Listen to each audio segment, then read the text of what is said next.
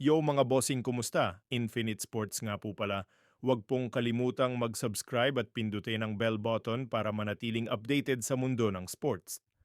NBA Cup defending champions Los Angeles Lakers at NBA Cup MVP LeBron James hindi na madedepensahan pa ang title.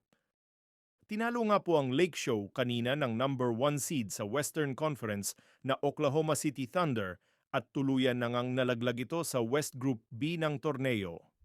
Muntikan pang ma-injured si Austin Reeves matapos ang nakakatakot nitong pagbagsak mula sa kanyang driving layup.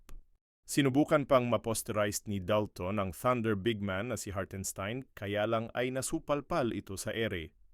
Nakabalik pa rin naman si Reeves at natapos ang laro. Si Kenneth naman ay nagtala ng team high 20 points on 7 of 17 field goals. Si LeBron at Davis ay medyo off-game pa nga sa larong ito, kumana lamang si LBJ at AD ng 12 points at 15 points. Si D'Lo ay meron namang 17 points off the bench. Ang Lakers ay bagsak ngayon sa record na 11 wins with 8 losses at ika-6 sa West.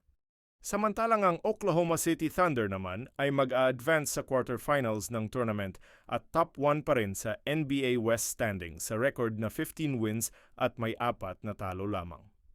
Si Shai Gilgeous-Alexander naman ay pinangunahan ng Thunder sa pagkakana ng 36 points, 9 assists at 6 rebounds para makuha ang panalo.